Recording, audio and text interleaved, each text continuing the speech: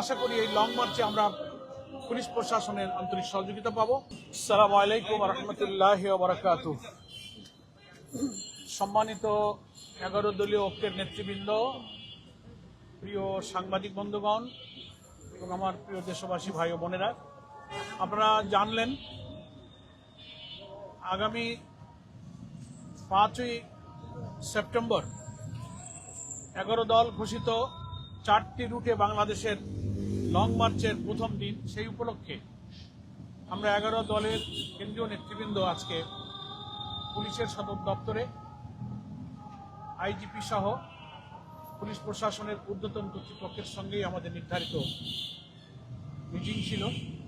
এই রোড মার্চগুলো নিরাপদ, শান্তিপূর্ণ, সুশৃঙ্খলভাবে করবার ব্যাপারে পরামর্শের জন্য 11 দলের পক্ষ থেকে আমরা লিখিতভাবে আমাদের 4টি রোড মার্চের, লং মার্চের ঢাকা চিটাগাং, ঢাকা রংপুর, ঢাকা খুলনা হয়ে কুষ্টিয়া, এরপর ঢাকা সিলেট ট্রেন যোগে এই 4টি লং মার্চের বিস্তারিত শিডিউল, টাইম উল্লেখ করে, দিনক্ষণ উল্লেখ করে আমরা লিখিতভাবে কোথায় কোথায় পথসভা হবে, কোথা থেকে শুরু হবে, কোথায় গিয়ে সমাপ্ত হবে, বিস্তারিত আমরা ওনাদের কাছে লিখিত হস্তান্তর করেছি। ওনারা আন্তরিকতার সাথেই আমাদের এই মিটিংয়ে খোলামেলা মত বিনিময়ে ওনাদের মতামত, সহযোগিতা এবং পরামর্শ কিভাবে করা যায় সবটাই ওনারা অংশ নিয়েছেন।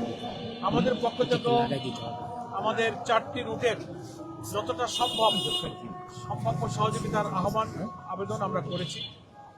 আন্তরিকভাবেই আইজিপির সঙ্গে এডিশনাল আইজিপি কয়েকজনই ছিলেন, কর্তৃপক্ষের অন্য লোকেরা ছিলেন। ওনারা কথা দিয়েছেন উভয় পক্ষের সহযোগিতার মধ্যে শান্তিপূর্ণভাবে হবে, এটা আশাবাদ ওনারা ব্যক্ত করেছেন। এবং পথে পথে পথসভার স্থানগুলো আমরা উল্লেখ করেছি। ঢাকার প্রথম দিনে যাত্রা শুরু হবে 5 তারিখ সকাল 7টায় অনেক আন্দোলনের স্মৃতি বিজড়িত চত্বর, শাপলা চত্বর থেকে প্রথম চট্টগ্রামের উদ্দেশ্যে। সেটা হচ্ছে প্রথম আমাদের 5 তারিখের পরে তো আরো 3টা হবে। প্রত্যেকটি লং মার্চের আগে আমরা ইনশাল্লাহ ব্রিফ করব, ডিটেলস আপনাদেরকে ইনশাল্লাহ আমরা অবহিত করব। আজকে সংক্ষেপে আমরা এতটুকুই আল্লাহ তাআলার কাছে শুকরিয়া আদায় করছি। আজকে অন্তত পুলিশ প্রধান আইজিপি যতটা আন্তরিকতা এবং আশ্বস্ত করেছেন, আশা করি এই লং মার্চে আমরা পুলিশ প্রশাসনের আন্তরিক সহযোগিতা পাবো।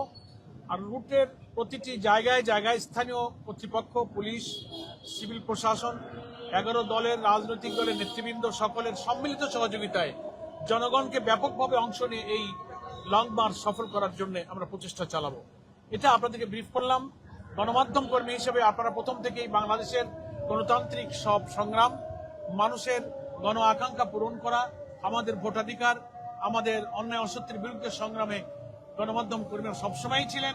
আশা করি 11 দলের এই সংগ্রাম, আমাদের ন্যায্য দাবি, জুলাই সনদের ভিত্তিতে অনুষ্ঠিত গণভোটের গণরায় বাস্তবায়ন, এটা আমাদের এই দাবির প্রথম দাবি। এরপরে তো দ্রব্যমূল্য, বিদ্যুৎ, জ্বালানি সংকট, সার সংকট, আইন শৃঙ্খলার অবনতি, অনেক জনদুর্ভোগ আমাদের এই লং মার্চের দাবির মধ্যে আছে। তো আপনারা আপনাদের গণমাধ্যমের পেশাগত দায়িত্ব পালন করে আশা করি জনগণের এই আন্দোলনের সাথে আপনারাও আপনাদের ভূমিকা রাখবেন। আপনাদের সকলকে ধন্যবাদ। আসসালামু আলাইকুম ওয়া রাহমাতুল্লাহি ওয়া বারাকাতুহু।